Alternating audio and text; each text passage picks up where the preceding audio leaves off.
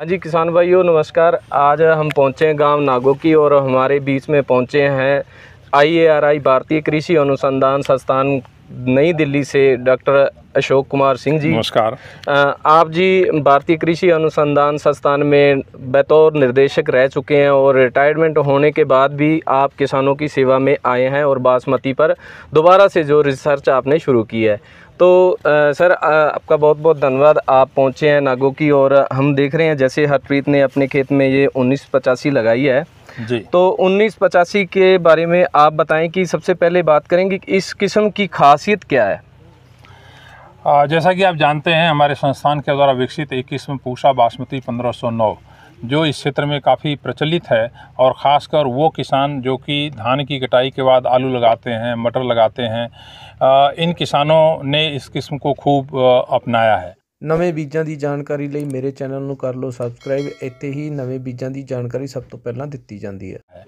तो उसी किस्म में हमने एक नया जीन डाला है जिसकी वजह से जो नई किस्म बनी है पूसा बासमती 1985 उसमें हर्बिसाइड टॉलरेंस का एक कैरेक्टर आया है।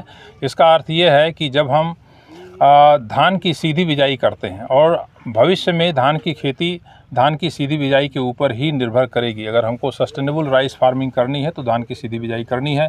इसमें पानी की बचत होती है, लेबर की बचत होती है, ग्रीन हाउस गैस का उत्सर्जन कम होता है।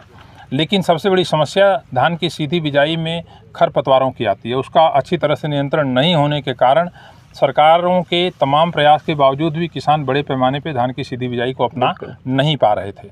इस बात को ध्यान में रखते हुए हम लोगों ने इसमें हर्बिसाइड टॉलरेंस का जीन डाला है जिसकी वजह से एक दवा आती है इमिजाथापिर जिसको हम परशूट या अन्य नामों से भी मिलती है। इसका छिड़काव अगर करते हैं तो धान की फसल को कोई नुकसान नहीं होता है लेकिन खरपतवार सारे मर जाते हैं। जबकि सामान्य धान की किस्म पे अगर इमिजाथापिर को डालेंगे तो धान को भी मार देती है। तो ये हर्बिसाइड टॉलरेंट किस्म होने के नाते ये धान की सीधी बिजाई के लिए बहुत उपयुक्त है। 1509 के गुण सारे इसके अंदर हैं, बल्कि उससे भी एक हफ्ते पहले पककर तैयार हो जाती है। तो पानी की बचत होती है और धान की सीधी बिजाई के जो फ़ायदे हैं वो आपको मिलेंगे जैसा मैंने बताया। सर जैसे कि ये किसानों की जो सोच है वो ये सोचते हैं कि जैसे पहले राउंड अप है या कुछ ऐसी नदीनाशक दवाइयाँ हैं जिनका इंसानी शरीर पे भी हानिकारक प्रभाव पड़ता है। क्या इमिजाथापिर इस पे करने से मिट्टी पर या इंसानों पे कोई गलत प्रभाव तो नहीं पड़ेगा? नहीं, ये सारे परीक्षण करने के बाद ही इन दवाओं की संस्तुति की जाती है और ये बहुत ही सेफ़ दवा है।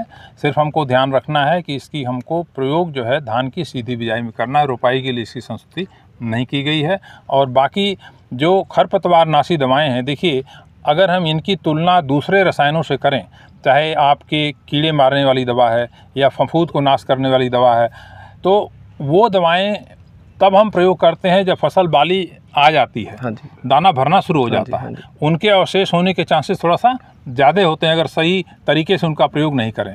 लेकिन खरपतवार नाशी दवा का प्रयोग जब फसल हमारी मात्र 20 दिन की होती है उसी समय करते हैं। तो फूल आने में, दाना भरने में बहुत लंबा समय होता है, तो इसमें कोई अवशेष दवा का होने का सवाल नहीं पैदा होता। ये सारा परीक्षण करने के बाद जो सेफ्टी स्टैंडर्ड्स हैं, मानक हैं सुरक्षा के, उनको मीट करने के बाद ही इन किस्मों को विमोचित किया गया है। सर इस किस्म की पैदावार क्या है? धान की सीधी बिजाई में हमें मान के चलते हैं जैसे जिस तरह की यह क्रॉप खड़ी है ऐसी प्लांट पॉपुलेशन अगर अच्छी मेंटेन हो जाती है तो 22 से 25 क्विंटल प्रति एकड़ की पैदावार इसकी औसतन आ जाएगी। वैसे बहुत सारे किसानों ने जो पहले लगाया है धान की सीधी बिजाई में 1985 को, उन्होंने 28 क्विंटल प्रति एकड़ तक की पैदावार बताई है। सर इसको DSR करने का सही समय कौन सा है?